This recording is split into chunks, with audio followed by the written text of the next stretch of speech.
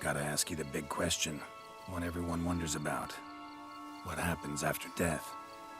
You wish me to tell you if the human belief in the gods is well founded? Well, that I do not know.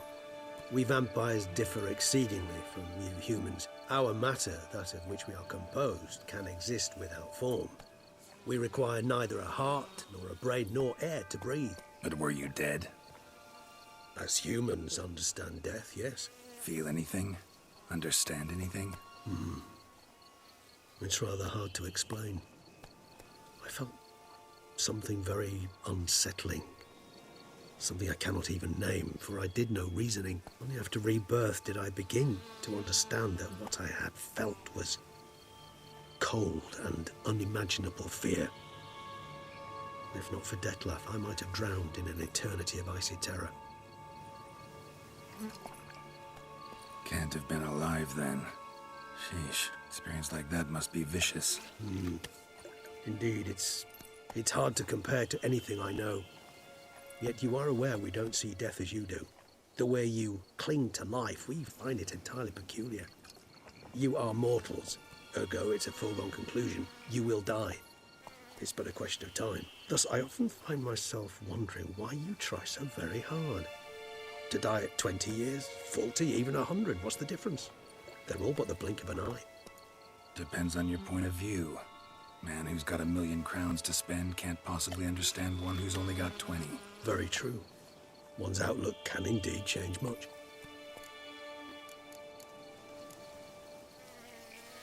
Got a new life, new body.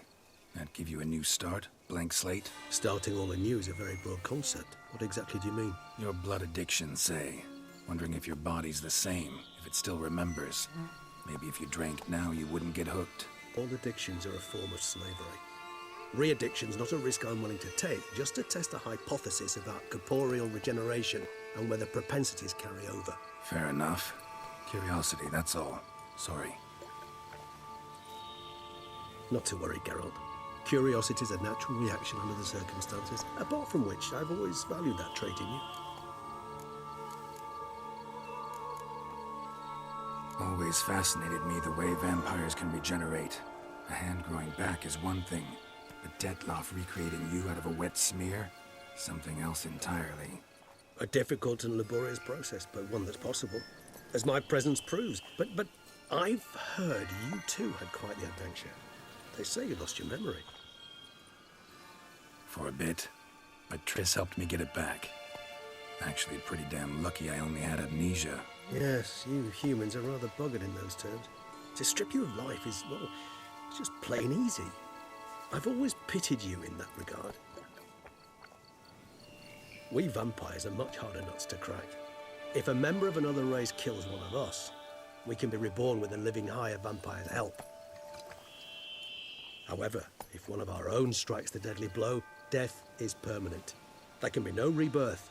One of the chief reasons why vampires long ago swore never to fight one another.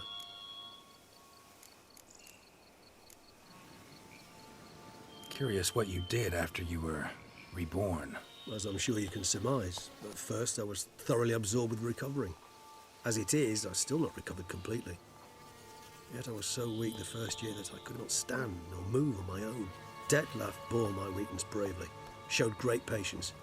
If not for him, I wouldn't be here, and I'd have regenerated far slower. Once I could at last stand unassisted, I set off for Bruges, for my one-time home of Dillingen. There I led the peaceful life of a rural healer and surgeon, enjoying my neighbours' respect and, in fact, constituting the exact opposite of the monstrous vampire the populace imagines. Bruges, you say? Rebirth make you sentimental? Perhaps a dash. But what of you? Where have you been? Ever find your Cirilla? Back then, yeah. But we parted again soon after. And when the time was ripe, she came back. Defeated the Wild Hunt together. Ooh. Seems I certainly missed quite a bit while I was absent. True enough. But it's a conversation we'll have another time. Need to know more about you now.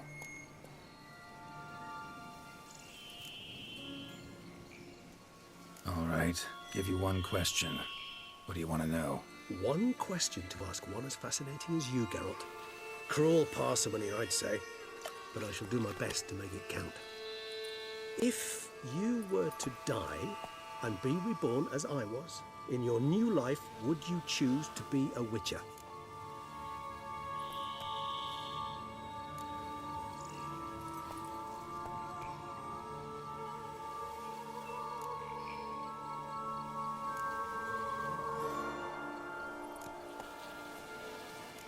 See, Regis.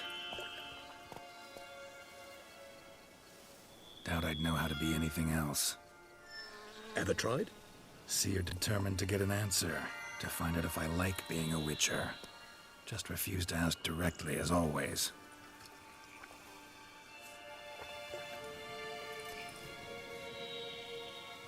I like being on the path. I like picking up a lead, a trail. I like the tension right before a fight. And nothing gets my adrenaline flowing like battling a beast. Even gotten used to people treating me like a freak, an outcast. Yeah, not something I think about much, but I like being a Witcher. Thank you for being honest. Honesty is an attribute of the truly brave, and thus a privilege of the very few. Still no sign of your winged friend. Sure it understood what you wanted? Dead certain. Let's wait a bit longer. It'll return soon, don't doubt that for a moment.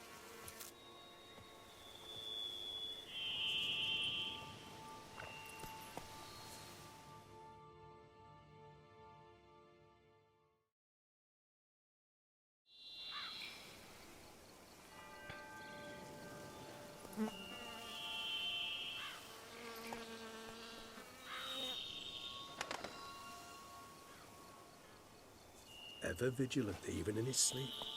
Quite vampire-like, in fact. Are you absolutely certain they don't administer a few of our genes during the trial of the grasses?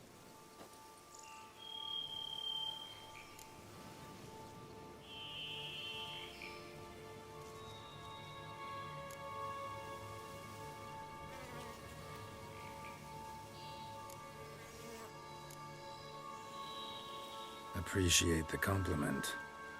Got something for me? You were right. No kobolds or mamoons for miles around. Knew it. Allow me to finish. You see, there's this spotted white. It haunts an abandoned residence in the Caraberta woods. Impossible. My brethren hunted down every last spotted white before I was born. Then it seems you must revise your knowledge of spotted whites. For somehow this one managed to survive your brethren's onslaught. It seems I know this home it haunts. Recall a tale about it. Locals believe the place cursed. Perhaps that's how the white survived entirely unmolested. Whites rarely appear in the woods, even less likely to find them in abandoned human homes.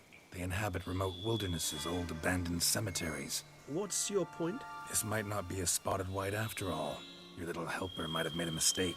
I sincerely doubt it. Ravens are devilishly intelligent creatures, and they've highly developed observational skills. What exactly did they observe? The area around the estate, it's covered in spoons. Spoons? Spare me the skeptical smile. I'm but the bearer of this news. Or perhaps this spotted white is a hoarder. Or the spoons are somehow related to the curse. Know anything else about this curse? I don't recall much in particular. Really don't attach much importance to such things. It was mentioned to me as an anecdote, no more. Come on, search your memory. Something, anything could be important. I believe it had a relation to hunger, or, perhaps greed, rapacity. Someone was punished for something. Textbook definition of a curse, pretty much. Sorry, Geralt, I try not to clutter my mind with the details of every far-fetched tale I happen to hear. What are your thoughts? A specimen of a species thought long extinct, and a curse in one place. That a coincidence, or are they related? Ah, professional curiosity. Personally, I've nothing against you delving into this dilemma, but please remember we need the white's saliva. Nothing beyond that. Let's do this. Start making your decoction while I go get some saliva from that white. Uses it in its brews. Do you imagine the White will simply sell you some? Worst case scenario, I'll bring you its salivary glands. They ought to do as well. For a moment there, I imagined you asking the White to spit into a vial. Quite amusing as a thought, but the salivary glands will do fine indeed. So, see you later. Yes, till later. I shall start by perusing some tomes. Tomes? Thought you were gonna make this decoction. We require one last ingredient. Alas, obtaining it could prove a trifle toilsome. Thus, I hope to identify a suitable alternative. All right. Good luck. And to you, my friend.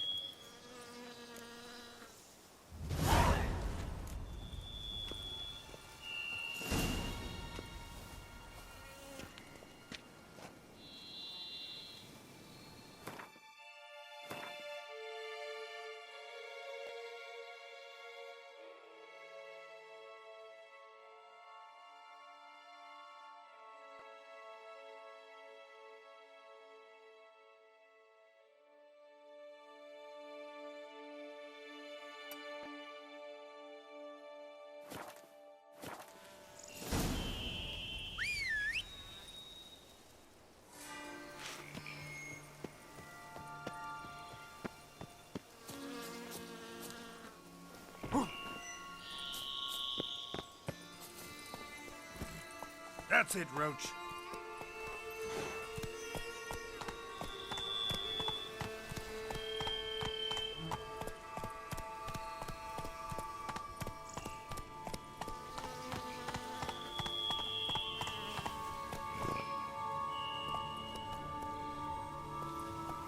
Faster.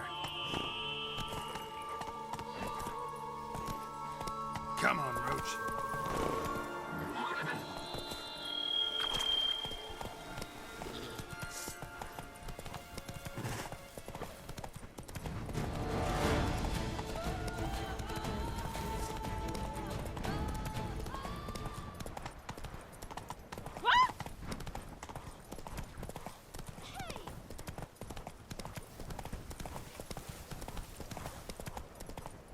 Run, Roach.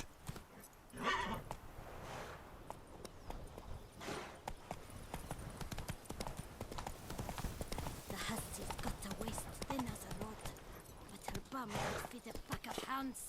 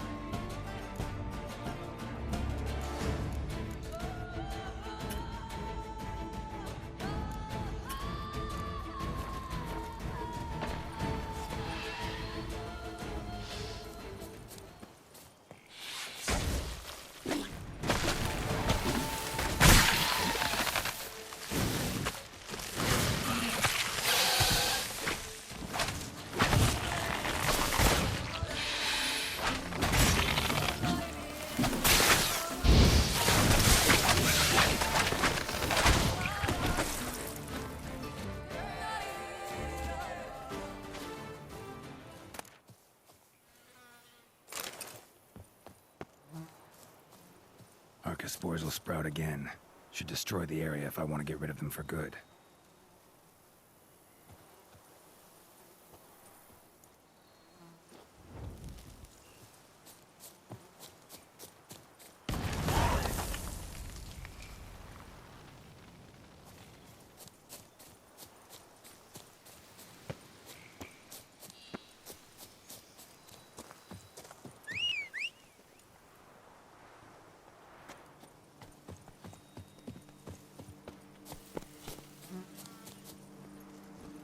Giddy up.